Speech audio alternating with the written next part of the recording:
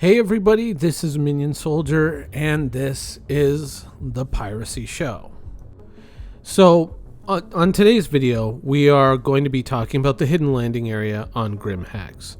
And, we've talked about this before, and I'd mentioned this in passing a few times, where I talked about the changes that have been made to Grim Hex. And I wanted to kind of explore them and talk about them, but I really kind of there were other topics that I wanted to talk about at the time, and so this was kind of like one of those ideas that just kind of keeps getting pushed down the line. And then, the more I thought about it, I went, wait a minute. I can't remember anybody else talking about this. Now, of course, we all know the doors, the hidden doors on either side of the landing platform. Well, they're not really hidden. They're just, they're somewhat obscured, but they're there. I've seen a lot of people, talk about these doors. What could be, going on with these doors? What kind of ships could we land? What could be in there? But then I started to think about it, and I'm honestly, like, if someone knows differently, then please, let me know. But I was thinking that no one's talked about what's inside.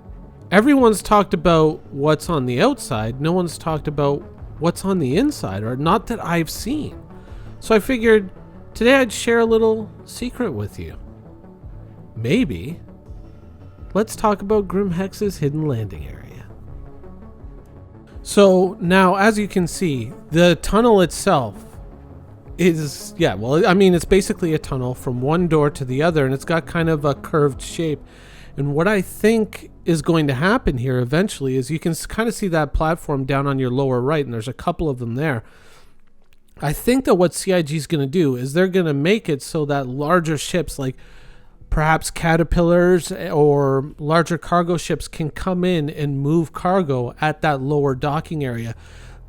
Those platforms have the larger format doors. They're not the narrower doors that you get in most elevators.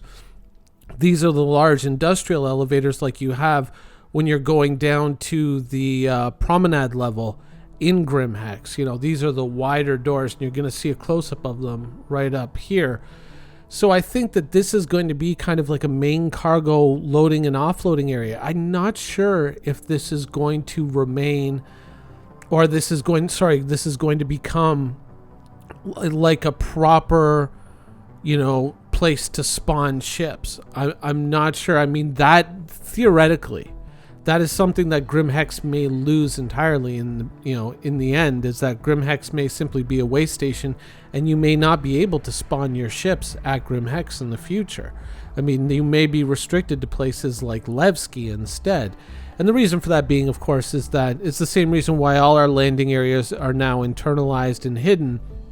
It's because, and by the way, if you're trying to glitch through here, you'll see me glitching through here. It can be kind of dangerous, and you can actually kill yourself because you step in and out of gravity wells. There's invisible walls, invisible assets. You can see the universe keeps shifting back and forth. So, in the end, they may take us to a point where we can't, spawn ships at Grim Hex simply because they don't want them winking into existence out in the world where everyone can see them. They want that tucked away, because if a ship just all of a sudden magically appears, that kind of breaks immersion, right?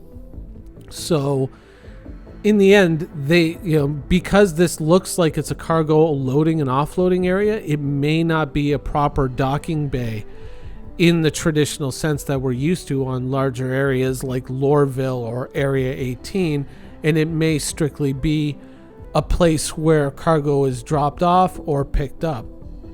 Maybe. I mean, that's probably what it was, what their original intention was, is that when this was a functional mine, cargo ships would come in one end, drop off supplies, pick up the ore, and then leave out the other end. And it's a very elegant and efficient design, and honestly, bravo, hats off to them. That's a great idea. It certainly solves a lot of the headaches that other landing areas in Star Citizen have. It's a very good design, and so I can't wait for them to kind of bring this into existence. But is this necessarily something that they are going to bring into existence? Now, for those of you who are also into kind of going into the areas that you're not supposed to explore in video games, you know, sometimes you find things and you go, oh, what's this? Oh, what's that supposed to be? Is this significant? Is it insignificant? And, you know, sometimes what we find in these areas, we think, oh, this is for the next expansion or this is for that. Sometimes what we find is actually leftovers from a dead end in development. And that could be what this is. You know, this could be an unfinished project that ultimately was abandoned. They were going to do something with this, but maybe, you know, they decided to go in a different direction. I don't think that you know, that is what this situation is, but that is a possibility that you have to acknowledge. I think that this is kind of staging work, that this is the beginnings and kind of laying things out. And, you know, once we get to a point where, you know, the game and the economy kind of require it, and, you know, there is time to kind of come back and give GrimHex another once over as we got in 3.8, then potentially this could be the next step forward. Obviously, this is something that is going to be revealed to us at some point in the future, potentially. But I thought, you know, I went out and I looked around. I said, has anybody else put up footage of this or anything? And I thought, why not? You know, why not put it out there and, you know, find out if anybody else has, you know, kind of stumbled into this area. You know, when you're so used to things in Star Citizen, especially GrimHex, I mean, let's be honest. I mean, they moved Wallace Klim over here and kind of dragged his whole kind of little little alcove or enclave. No, alcove I think would probably be a better word. Over here from Delamar Levski.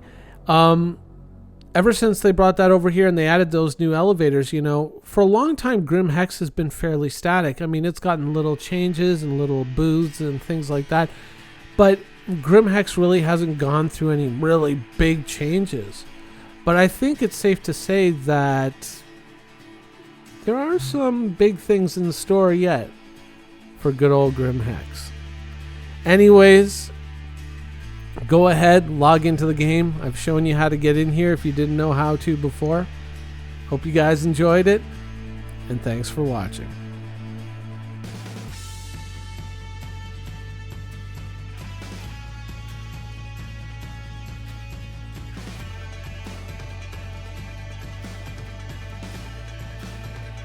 Thank you for watching. So if you want to keep up with the latest and greatest in Star Citizen and Squadron 42's development, please follow us on our social media channels.